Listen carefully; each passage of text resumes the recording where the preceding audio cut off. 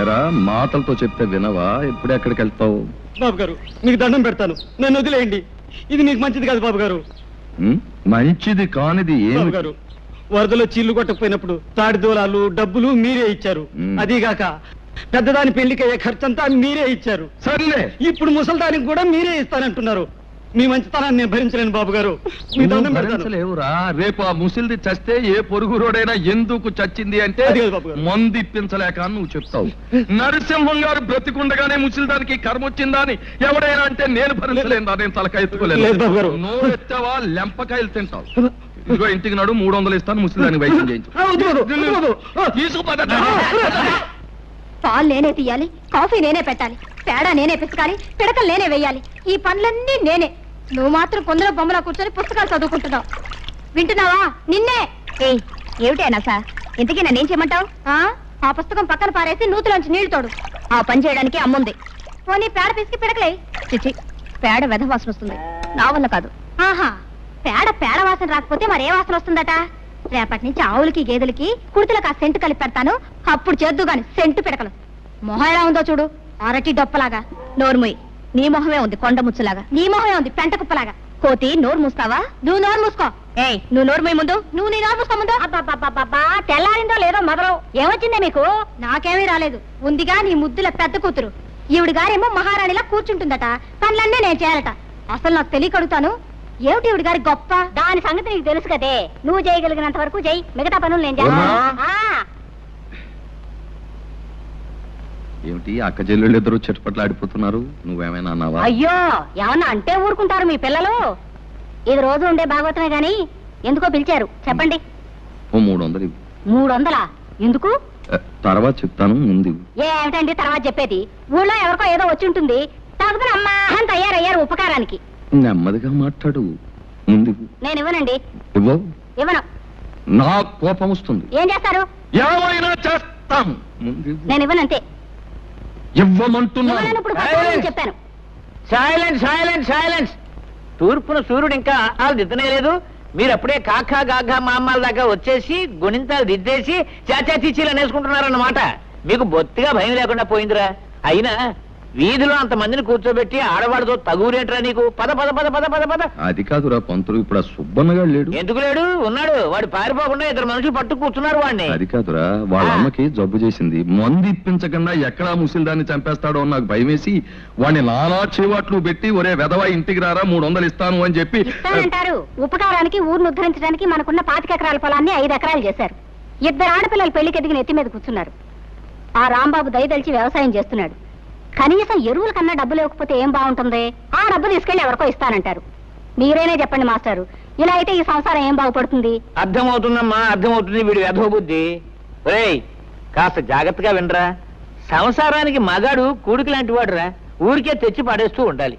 భార్య గుణకారం లాంటిది. భర్త తెచ్చిన దాన్ని రెట్టింపు చేస్తూ ఉండాలి. పిల్లలు ఎలాగూ మైనస్లే కదా, అంటే తీసివేతలన్నమాట. ఒరేయ్, నీకున్నది 2 ఆడపిల్లలు, వాళ్ళకి పెళ్లిళ్ళు పేరెంటాలు చేయవా?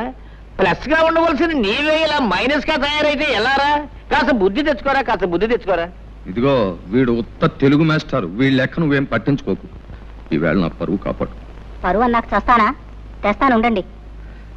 జానకి, బావకు టిఫిన్ పట్టుకెళ్ళమ్మా. పట్టుకో. అదే మరదల పిల్ల సరిగ్గా సమయానికి వచ్చావే. ఇవాళ ఏరువా కదా, నువ్వు పూజ చేసి కొబ్బరికాయ కొట్టు నాగలికి ఎదురుగా వచ్చావంటే ఈ ఏడాదంతా బంగారం పండిస్తానే. మరీ అంత బంగారం పండితే తిండి గింజల కోసం జనం ఇబ్బంది పడిపోతారు గాని, ఇదిగో ఈ టిఫిన్ నీకిమ్మని అమ్మిచ్చింది. ఇది తినేసి నీ కొబ్బరికాయ నువ్వే కొట్టుకో. అదే కుదరదే, ముందు దీని సంగతి తెలుసుకోడా. అవతల నాకు చాలా పనుంది, నేను వెళ్ళాలి. నీకు అసలు బుద్ధిందా? చెట్టిందా బావ గారిని, కాబోయే మొగుడు గారిని నోరు తెరిచి కొబ్బరికాయ కొట్టమని అడిగితే నాకు అవతల పని ఉందని వెళ్ళిపోతావా? తిప్పరిగా ఉందా? జాగ్రత్తగా మాట్లాడు. కాబోయే మొగుడట ఎవరు చెప్పారు నాయనా? ఒకళ్ళు చెప్పేదటే ఏంటది? దీని ఇష్టం వచ్చిన మాట్లాడితే నువ్వు నా మేనమామ కూతురివి, కాబోయే అత్త కూతురివి. ఇదిగో నీకు కూడా తెలియకుండా పెళ్లి చేసుకునే అధికారం నాకుందా? మోటు మనిషివి నువ్వు. సరసానికి నీట్గా ఉంటే కుదరదే, మోటుగానే ఉండాలి, అప్పుడు కానీ ఆనందం. ఆగలే, దేవుడి చెరువులో తీసుకురా. ఆ తర్వాత నేను వస్తా. పదండి. చేసిన పలహారం చేసుకోండి, పోండి. ఎక్కడికి నువ్వు? మళ్ళీ ఏమొచ్చింది? ఇక ప్రేమగా టిఫిన్ తెచ్చిందనివి తినిపించే బాధ్యత లేదు. తినిపించా. చాలే సబ్బడం, కోరికలు కోట్లు దాడుతున్నాయి. నాకు పనుంది, నేను వస్తాను. వస్తుంది ఇదేం మరదల పిల్లండి, ఇదేదో కంచు వ్యవహారంలాగా ఉందే. ఎవరినైనా అర్థం చేసుకోవచ్చు కానీ దీన్ని మాత్రం అర్థం చేసుకోవడం కష్టం. అరే టిఫిన్ తీసుకొచ్చి పెట్టవేంటి, పెడితే మళ్ళీ మొత్తం. అయ్యో ఉండు బావా, ఉండు. అత్తయ్యకి అసలు బుద్ధి లేదు బావా. టిఫిన్ మాత్రం తెచ్చింది, పచ్చడి అక్కడే వదిలేసింది. ఓహో, పచ్చడి వదిలేటి వెంట నన్నే వదిలేసి వెళ్ళిపోయింది. నేను తినిపిస్తాను. వదిలేవే, నేను తింటాలేవే. అదేం కుదరదు, నువ్వు లోపలికి పదా. అబ్బా మరదలో ఉండవే నీ సరసను, నీకున్న ప్రేమ ఎంత బాగుండేది. ఏంటి టిఫినా? ఏం టిఫినే? ఆహా ఇడ్లీ దోశలు. ఇదేంటో అబ్బో కొబ్బరి చట్నీ. ఏంటో విశేషం? విశేషం ఏముంది కొత్తగా? మరదలు రోజు టిఫిన్ తీసుకొచ్చి దగ్గర కూర్చొని బావగారికి తినిపించడమే విశేషం. అన్నట్టు ఇవాళ వంట చేసుకోవద్దని చెప్పింది అమ్మ. భోజనం మా ఇంటి దగ్గరే. ఓహో, పొద్దున టిఫిన్ కాకుండా మధ్యాహ్నం భోజనం కూడానా? అయితే మాంసం ముక్క కక్క దచ్చేస్తా. ఉండు, ఏంటది? చట్నీలో ఉప్పు సరిగ్గా సరిపోయింది. ఆహా, రుచి చూసావా? దోశ కొబ్బరి చట్నీ. ఉండు, అయ్యో మళ్ళీ ఏమొచ్చిందే? దోశ కూడా చాలా బాగుంది. అవును, ఇంతకు నన్ను తినేస్తావా లేదా? అయినా నీకు ఇంట్లో అత్తయ్య తిండి పెట్టలేదేమే? కోపడకు బావా. మరి ఏంటి మరి? ఇగో నీకు కావాలంటే మొత్తం తినవు, నాకేం అక్కర్లేదు, నేనేం అనుకోను.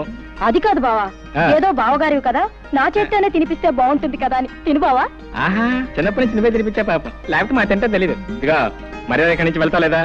సరే, బావవి నా చేత్తోనే తినిపిద్దామని ఆశపడ్డాను. ఓ పంచే, నువ్వు తినిపించు, నేను తింటాను. టిఫిన్ తేవడేమో నా కోసం తీసుకొచ్చింది, తందింటేమో సరిపోయాక నాకేం మిగులుతుంది? ఓ శ్వాస పెట్ట.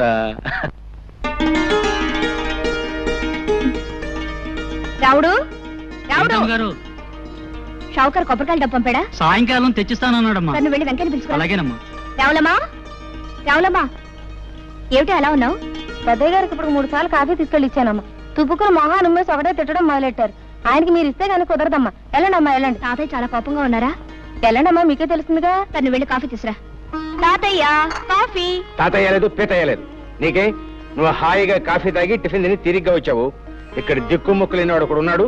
నువ్వు వచ్చి కాఫీ ఇస్తే తప్ప తాగడం అనే సంగతి నీకు గుర్తుంటేగా. నాకే వద్దు. ఒక్కరోజు కాస్త ఆలస్యంగా వస్తే ఇంత కోపగించుకోవాలా? నా మంచి తాతయ్య కదూ, తాగు. తాగమంటే తాతయ్య నా కోసం.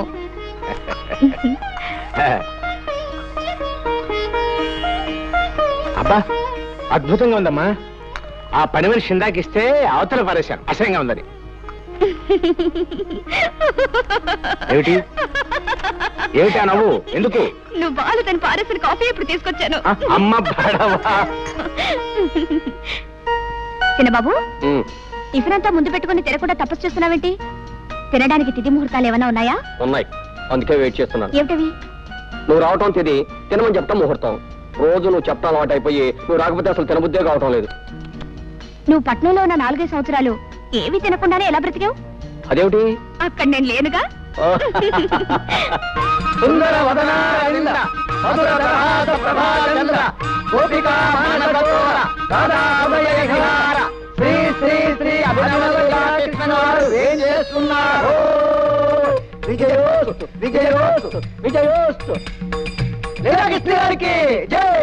సర్వే జనా సుఖినో భవన్.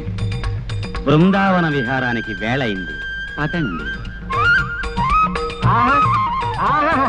లీలాకృష్ణుల వారికి స్వాగతం, గతం గతం సుస్వాగతం. సుఖీభవ షావుకారు, సుఖీభవ. సంతకాలు పెట్టేసి కాగితాలు రెడీగా ఉన్నాయి, తీసుకుని డబ్బిచ్చేయి.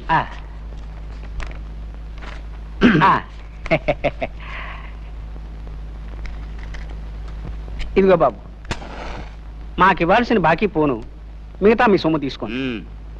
బాబు, సంవత్సరానికి ఇలా 4-5 ఎకరాలు అమ్మేస్తుంటే ఎలా బాబు? పిచ్చివాడా, అమాయకుడా, నీకిప్పటికి చాలా సార్లు చెప్పాను, మళ్ళీ చెప్తున్నాను విను. కృష్ణుణ్ణి నమ్ముకుని బతుకుతున్న వంశం మాది. మా తాతగారి పేరు గోపాలకృష్ణుడు.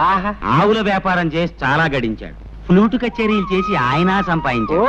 పోతే నా పేరు లీలాకృష్ణుడు. ఏమీ చెయ్యను.